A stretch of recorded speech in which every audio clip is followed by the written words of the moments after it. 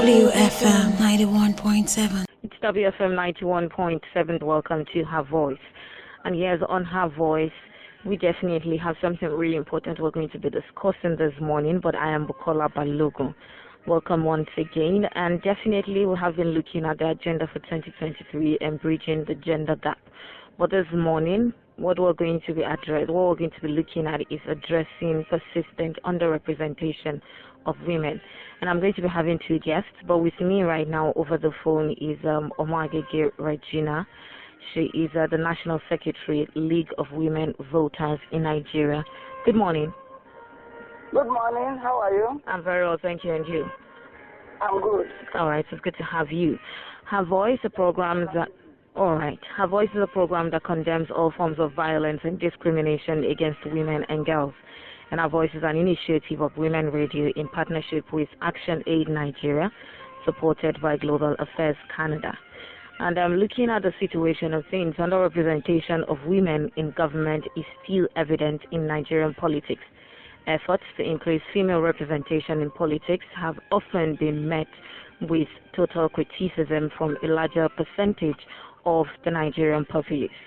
And since 1999, when Nigeria transitioned from military rule to democratic rule, women are yet to occupy up to 50% of elective positions.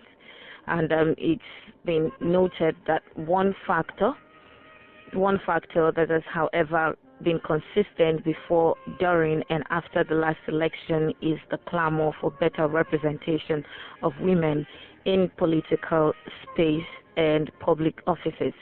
As right now in the country, we have women making up to 49% of Nigeria's population. And at least if we are not going to have equal, we should have something close to equal representation of men and women. And these, amongst many other instances, have aggressively triggered discussion and advocacy for a reserved quota for women in government, which is in support of 35% women representation as suggested by the Beijing conference held 25 years ago. And just like I mentioned earlier, we're going to be discussing on Her Voice this morning, addressing persistent underrepresentation of women in politics. Now, I'm coming to you now, Regina. How would you classify or underrepresentation of women in politics, or what do you think is the reason for underrepresentation of women in politics, even though there has been, advocacies from women groups and individuals, and we even have some he for she who have been clamoring for greater representation of women?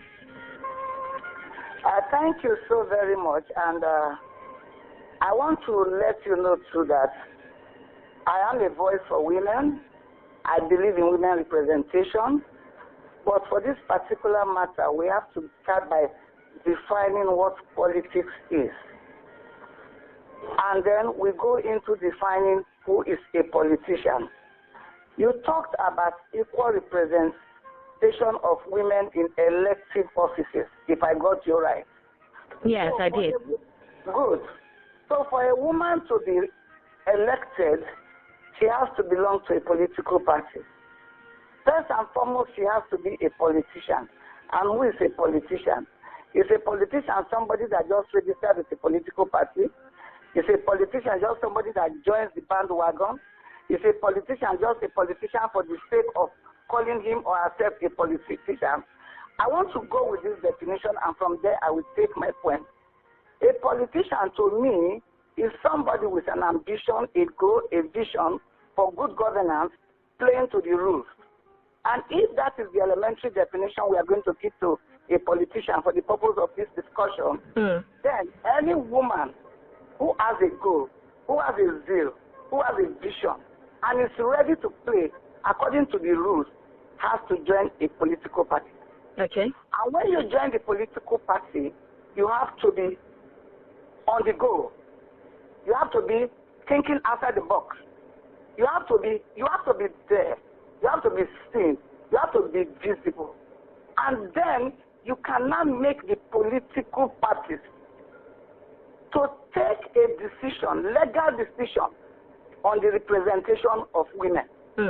And you cannot just say because you are a woman, you are not going to be given a particular position. You have to make conscious effort for legislation to be taken, first at the party level. Because if the party, board of trustees, and whoever executive take a decision that this is what we want, 50 women here and 50 men here, then it becomes a law binding on the political party. After that, the women again have to contest for the position. You cannot say just because you're a woman, then they just put you there. No. Now the position is open for women. Who are the women interested? Are they qualified? Do they have the will whether can they do it? Then they contest for the post. And when you contest for the post, you win. Yes, because the post has been allocated to women. You contest for it and then you win. Is that okay for now? All right. Thank you very much. Thank you so much for all that you have said. I'm really happy that you mentioned a lot of things. But let's look at the political party structure right now. The way political parties are structured, is it structured in a way that enables fairness when it has to do with equal representation? Okay, then that again, you have to go into further definition. Before you can know whether a political party is structured to allow fairness for equal representation of males and females, you have to look into the party constitution, because the party constitution tells everything that should be done within the party. So in party A, party B, party C, party E, what provision do they have for women? So as a woman who wants to join a political party, you look at the constitution of the party before you get into the party. I'm not going to make a sweeping statement to say that the political parties are not fair to women. I would rather say some are and some are not. Some actually reserve 35% position for women. Others reserve more than that, and others underrepresent. So that is what I can say about that for now. Because you cannot talk about a political party being fair or not fair if you have not looked into their constitution. And it is dangerous to make sweeping statements. You have to be sure of what you are talking about. As a woman, I want to always be sure of what I'm talking about. Thank you very much. Thank you so much for that. But you're still listening to Her Voice. I would like to get your contribution. Now, looking at the fact that we still have this persistent underrepresentation, now I have mentioned some things that are very pertinent for women who want to get into politics. You need to understand what you're getting into. What exactly do you want to achieve as a woman? What are you a politician, or you just want to get into this? Because there are some more like criteria for you to get there. But yes, what are some of the solutions to actually look out for, or what are the solutions to bring about greater representation of women?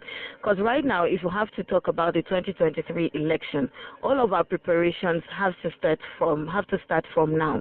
Looking at the fact that 2023 is just around the corner, we might say it's still about 2 years away or 3 years away.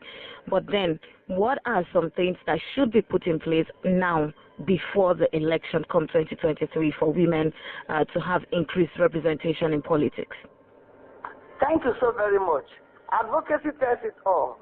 When you advocate, when you educate, when you enlighten, women will go along with you.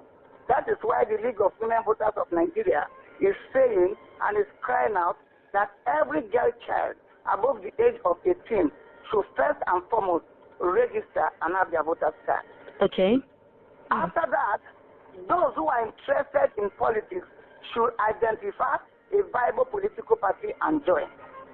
And then when you join, you make effort for legislation for the inclusion of women. We cannot do this without advocacy. We cannot do this without crying out. Because for every election, if you take statistics, women vote more than men. We hold the votes in this country. Okay. And if we hold the votes in this country, then we should know it, we should use it. It's our power. We should not let it go. We should register, and we should participate. We should participate. We shouldn't sit there and wait for the men to come and give us position. Let me tell you, women like Gambos, however, these are women that came out for politics and they made a name for themselves. If we are politicians, like I have said, if we are true politicians, we have a vision, we have a goal, we want to change things in this country. It has been proven severally that women can do well anywhere they are. By the way, I'm a feminist if it comes to equal opportunities. So if I am a female politician, don't discriminate against me. Allow me show you what I have. Allow me do what I have. Take me there, and then I will perform as a woman. So we have to advocate, we have to cry out, we have to teach our children, you are a girl child, you must obtain your card, you must join a political party. Unless we do that, I mean, we cannot get the representation that we are looking for. All right. Thank you so much. Thank you so much. But before I let you go, what will be your final words this morning with all that we have spoken about, especially with regard to increased representation of women in politics? My final word will be that for anybody saying he or she is a politician should be a true politician. You don't join politics because you see it, you want to do it as a bandwagon. You have to have a vision. You have to know what you are going through. You have to know how productive you will be. You have to know what positive things you are going to bring to society. You have to know how you can affect the system. And you have to know how you are going to promote the voice of the woman. Not just going down, sitting there and waiting for money, bag of salt, wrappers, bag of rice, and the rest. You have to have a voice. Politics is above money. Politics is above peanuts. Politics is above the handouts. Politics is involvement. Politics is knowing what politics is all about. Politics is about representing and airing the voice of the woman. Politics is about voting. So that's my parting word for you. All right. Thank you so much. Thank you very much for joining us this morning. Thank you. All right. And yes, we have been able to look at what are some of the reasons and what are some of the things that should be put in place for women to have increased representation. And I'm happy concerning all that we had Omagege Regina said. She actually said a lot. She's the National Secretary, League of Women Voters of Nigeria, and she has been able to outline some things. Now, you don't just wake up and say you want to get into politics. What are some of those things that you need to do and put in place? Hello, good morning. Hello, good morning. Yes, good morning. It's good to have you, Ife. Your contribution this morning. Now, you know, we women, we are home builders. And what I just want to contribute is that as a woman, as a home builder, now, before these women should go into politics, at least they should have their own party. Because if they are going to have a party with other men, I don't think the men will allow them to be the top. Because we know our African, we know their beliefs. They believe that man is supposed to be the head. Because that is what God has established right from the time of the Garden of Eden. It was man that was first created in this world. So the women should form their own party. Trusted women, though, women that will keep to the pledge of Nigeria, they should go and form their party. You understand? You know, women, most of them, we don't like ourselves. So women should go and form their party. Then they will not support it. If not so, if they want to make a party with men, they will not allow them to be the top. Because I am looking forward to see a female president in this our country, Nigeria. And I know with female president, things will change. Now, my second question that I want to ask, I'm not into politics, and I will never be. If a woman, if a politician woman who has been married for like 15, 20, thereabouts for years, and she's a good politician, and she's fit to be a president of Nigeria, and her husband insists that no, I don't want you to be in politics. I don't want it. What would that woman do? Will she disobey her husband? Or will she say, yes, I will go to the politics? Please answer. I need an answer. Thank you very much, Vicky. Have a long day. All right. Thank you so much. Thank you very much for lending your voice this afternoon, Ife. And yes, we still have someone else we're going to be talking to on the topic of discourse this morning, and we'll have Chika Kumli. Good morning, Chika. Thank you, Bukola. Thanks for having me. It's good to have you. And she is a police and social justice advocate, and she's a politician and social justice advocate, and she has been helping us out with, she's going to be helping us out rather with what we are talking about this morning. Now, we just finished speaking with Regina, and she was able to say something on what exactly women are supposed to do before, going into vying for elective positions. But I know you're a politician and you have been in this, in this line for a while. I just want to get to hear from you, coming from all that you have gone through. What would you say with regards to women representation in Nigeria and what has hindered it till now? Okay, thank you so much. I would like to take a little bit of what the last speaker said, Madam Regina. Okay. Well, I support a part of what she said on having women have their own platforms. But then we should understand that politics is a game of power. It's a game of numbers. Oh, okay. So now, with that you're saying, it's actually not her who said it. It's a caller who mentioned that. It was the caller that mentioned that, yes. Okay, sorry about that. So, if we have to understand that this politics is a game of number, and here we're talking about power, and to get more women in positions of authority means we need to have women in power, and then we must admit that the men have hijacked the system. And to get them to understand that we need women on this table, first we need to work with the men. This call to have more women in power is not a call to fight men. It is not a call to say, we don't like what you're doing. We don't like what you've been doing over the years. But it is to say that we appreciate all you've been doing over the years. Since independence, we've had different republics, and now we're fully enjoying the democracy for over 20 years. We are saying that we appreciate what you're doing, but it is time now to have women support you in this national development. To have women say, we have a different idea, we have a different perspective to solving these issues. Because honestly, in a country like Nigeria, the issues we've been facing right from independence are still the issues on the table now. And what has significantly been absent is the absence of women on the decision table. So if we are to get more women in power, we have to, first of all, get more women to understand the need, why they should support women.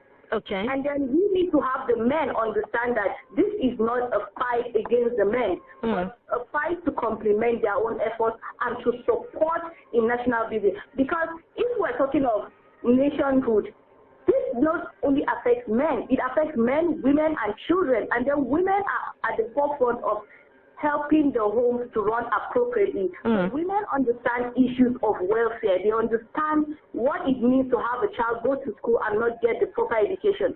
They understand what it means to go to the hospital and not have the right treatment, not have the right facilities, not have professionals handle the things as expected. So women in all cycles, from infrastructure back to issues that affect the family, women have a better understanding of how these things affect every family member. And going by our culture, women are entrusted to take care of the home. So they know every detail, like they know to the details of every family member. They know their needs.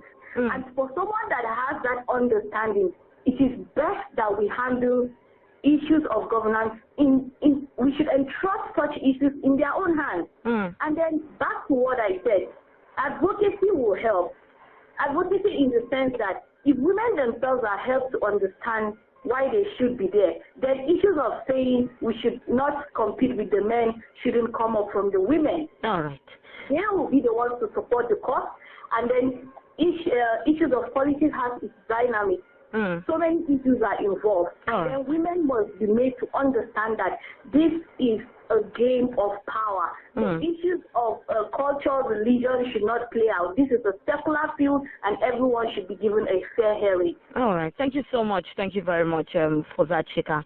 But yes, I would also like to know, some persons are of the school of thought that, when women come into politics or when women vie for political positions, they say it more like women are coming to test the waters, not like they really want to get involved in this. But I would like to get your own opinion on this, on what exactly, do you agree with this when it has to do with the fact that women are only coming into politics to come and test the waters to know how to go about it?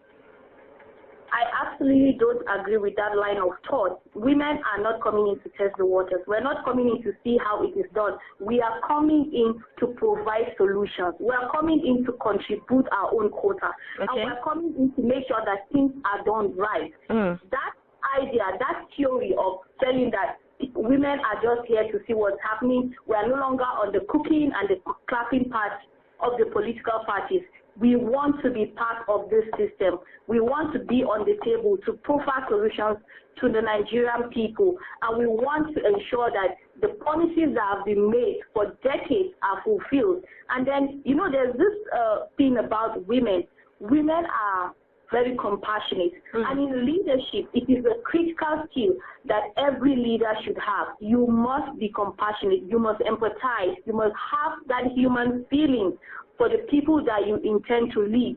And then leadership itself is a love affair. When you love the people, you're going to stand by them. You ensure that the right things are done. And then going by the challenges we are currently faced with in the country, it has shown that women can actually be at the forefront of ensuring that things are done right. We are currently seeing it with the EndSARS movement. Women have risen to the core. They've risen to that point of saying we don't just want to protest, but we want to make sure that our issues are heard. And then in the process of having our issues heard, issues of challenges of health, where the ambulances are provided, people are locked up, women rose up to the occasion. They were on ground. They were mobilizing funds and ensuring that everyone was properly taken care of. And even those that are doing it online, those that are engaging the media, ensuring that our voices are heard. Women are at the forefront of ensuring that things are done right. And that is what we need to bring into governance. We need people that are committed to the cause of ensuring that this country works for everybody. Nigeria is not working for anyone. Nigeria is working for a few rather. And so if we want a country that works for everyone, if we want a country that has justice, if we want a country that the common man's voice is heard, then 50% of the population, which are women, should be heard. And our voices must not be silent on issues of governance, of politics, or of leadership. Thank you so much. Thank you very much for that. But quickly, I would just like to get your final words before we let you go this morning. Okay, my final words is to everyone listening and to every Nigerian, Africans generally, we need to come to a point to understand that the reason why we are where we are is because we have neglected a critical mass, which is the women. We've changed political parties. From PDP, we've had the APC and different platforms that have brought people into power. But one thing that has not made a critical change in all that has gone is that women are not on the table. So irrespective of political party, irrespective of political ideology, we need to have women in all political parties. And talking about political parties here, it means we need to have women in the political structure, as not just women leaders now, but as party chairmen, as treasurers, as youth leaders, and all other key positions within the party, because that is where it all starts. Every political party brings up its candidate, and so when we have women within the party structure, then we're going to have women who are going to decide who becomes a delegate, and then the delegates get to decide who becomes a candidate, and that is where people get to vote. So when we start from there, we're going to have more women as candidates, and then eventually we're going to have more women voted into power. Because the candidates that come out from the political parties, that the electorates are left with the option of voting.